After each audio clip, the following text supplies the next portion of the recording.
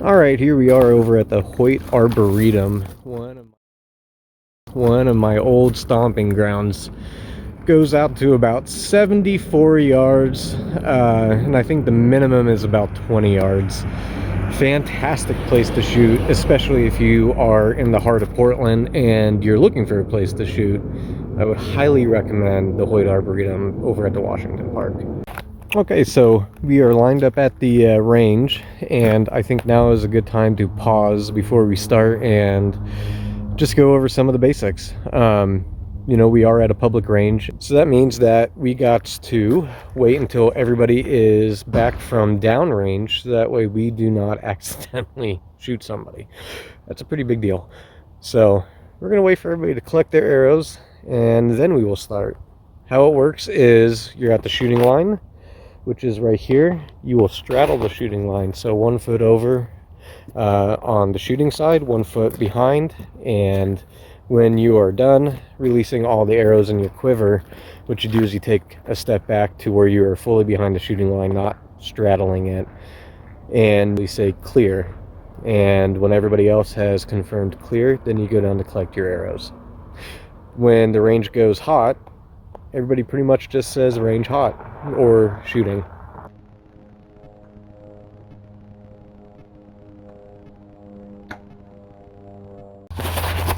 Well, let's go down and check the grouping.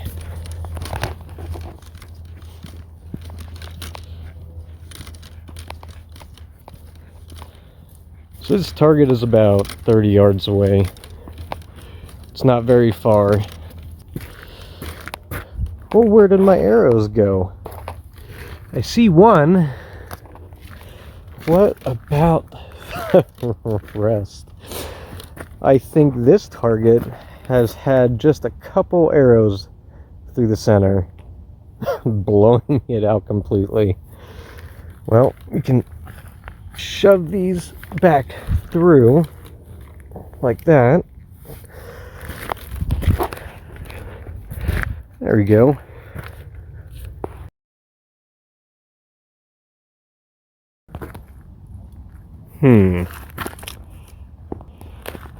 It's not me.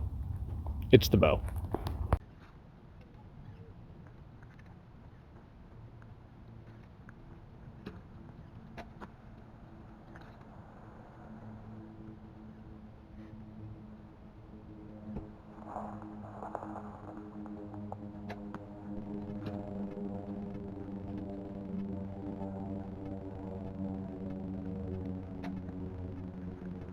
Let's go take a look and see how I did.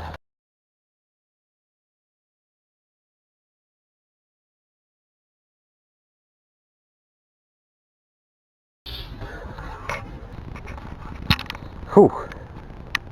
Think we destroyed that fletching a little bit? Yeah, me too.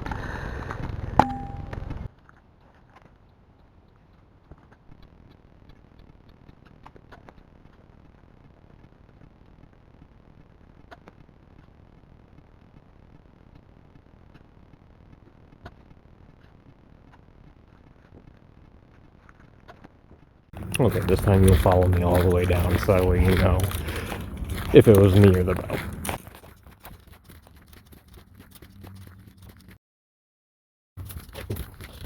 See? Told you it was the bow. This one wasn't even mine. Okay, I promised you guys an auditory tracer for an arrow. They're called whistling broadheads, and I only got 2, so we'll have to make 2, but I'll show you.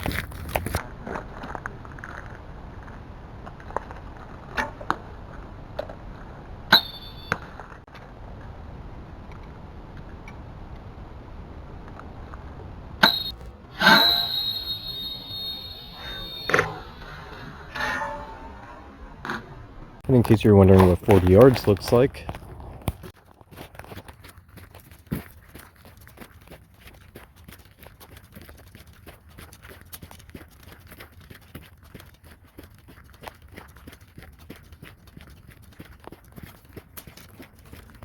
now you know. don't know if you can see it, but we're going to go for one of those small orange targets. Hot! Oh, I think I know what happened here. It's pretty obvious. Arrows don't like the color orange.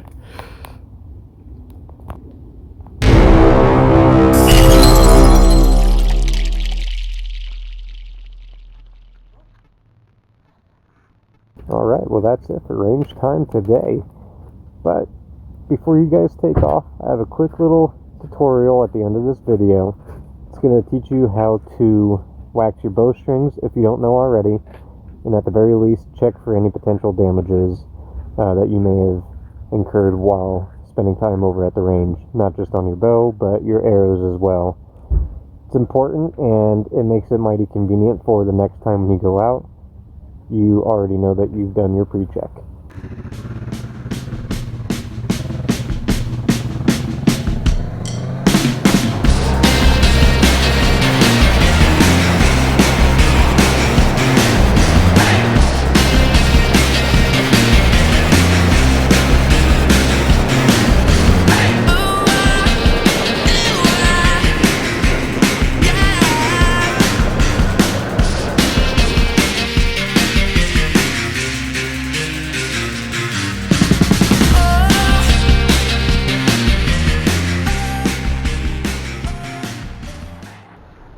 Okay, as promised, we are going to go through a quick tutorial on just giving your bowstring some wax, checking for any potential damages, and just going over your arrows real quick as well. Alright. Well, here is the bow. And in case you're wondering, this cover serves a couple purposes. Not only does it protect your string, but it also allows you to use a strap on the back side of it that you can throw your bow over your back for transportation purposes. In my case, riding the motorcycle, it definitely comes in handy. But I've also been known to toss my bow into the back seat of the truck on an occasion, and something sharp has been known to sever my strings before, so that kind of screwed up an entire week of hunting for me. So, lesson learned, get something to cover your strings. Alright, well, as you can see, these strings have a little bit of fraying to them, not really much. Now, you can honestly barely tell, but it is enough to warrant a little bit of a wax job.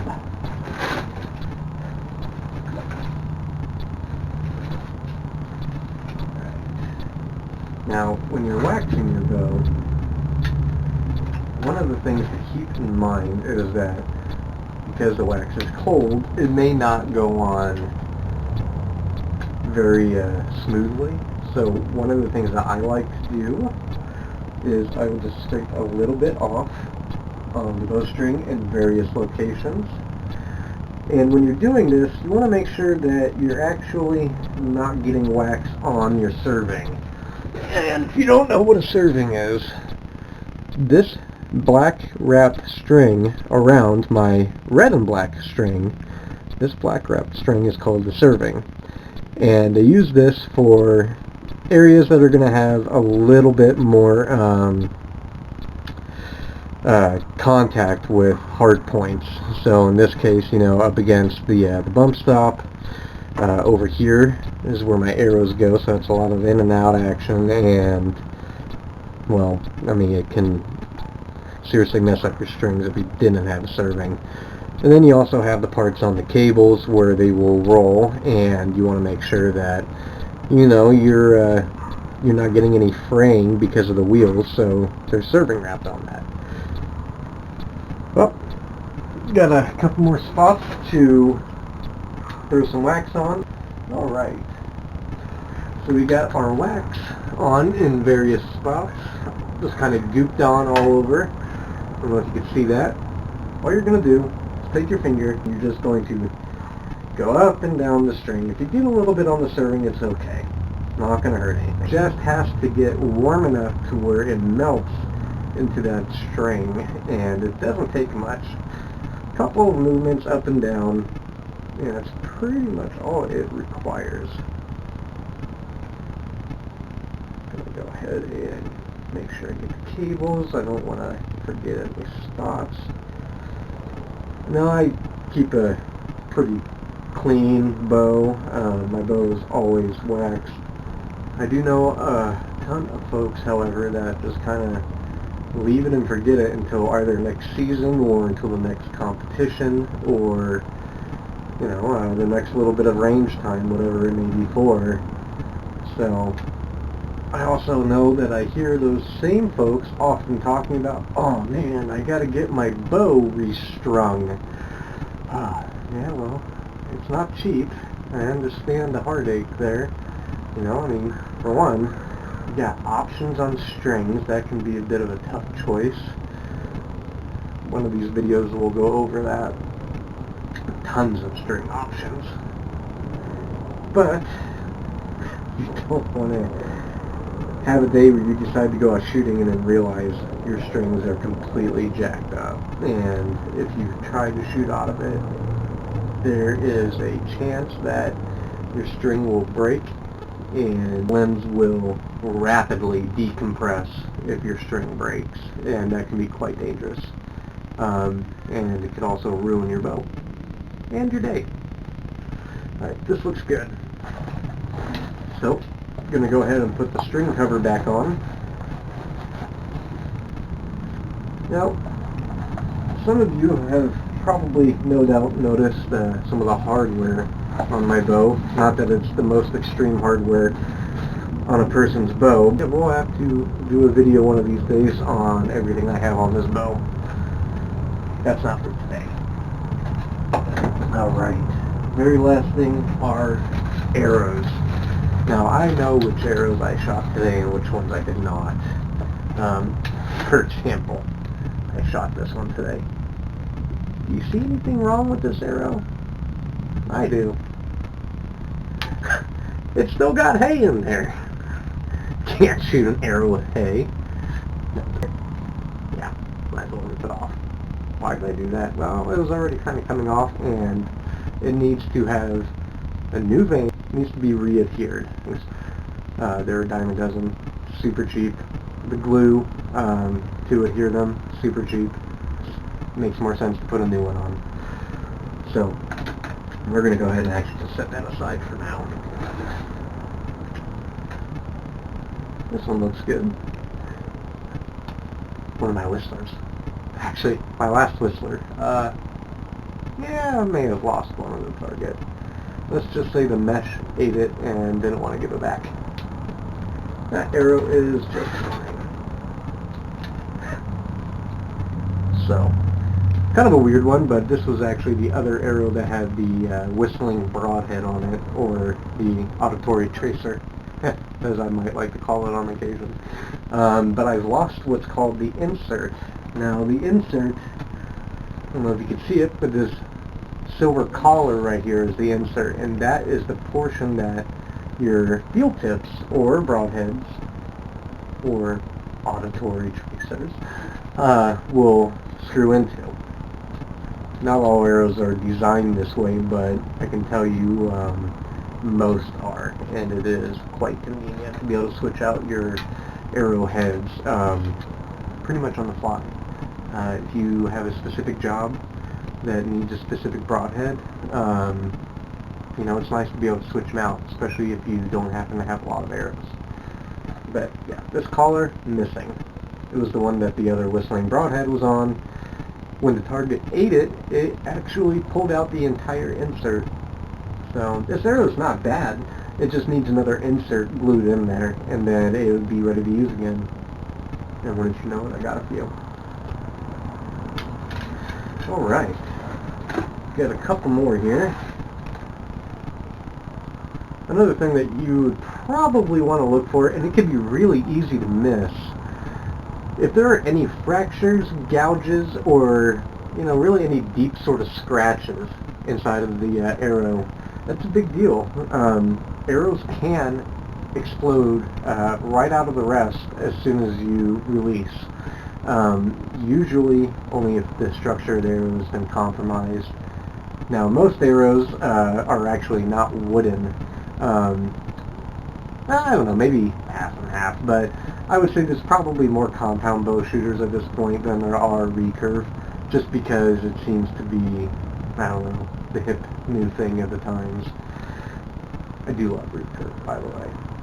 But that being said, arrows nowadays are typically made from a dual composite, usually carbon fiber and a little bit of an aluminum mixed in with the carbon fiber, and that's to strengthen it a little bit. Straight up aluminum arrows, nothing wrong with them, just extremely heavy, usually, a little bit cheaper, but they tend to bend, and unless you're checking their straightness tolerance often, it is entirely possible to have an arrow that literally has an arc in it permanently, and if you tried to shoot that, could you imagine? It wouldn't fly right. It would fly. It's really weird. Well, that was all the arrows. I did shoot one of these, didn't I? It was this one. And yeah, alright. Looks like we have 2 arrows that need repairing, but that's good to know because I will not be shooting these until they are repaired. Alright, that is today's video. I hope you enjoyed our little adventure to the archery range today, my old stomping grounds in the Portland area, and hopefully you found some of this content useful, and maybe I've answered a couple questions for you that you didn't even know you had. But at the very least, I hope to see you next time. Bye.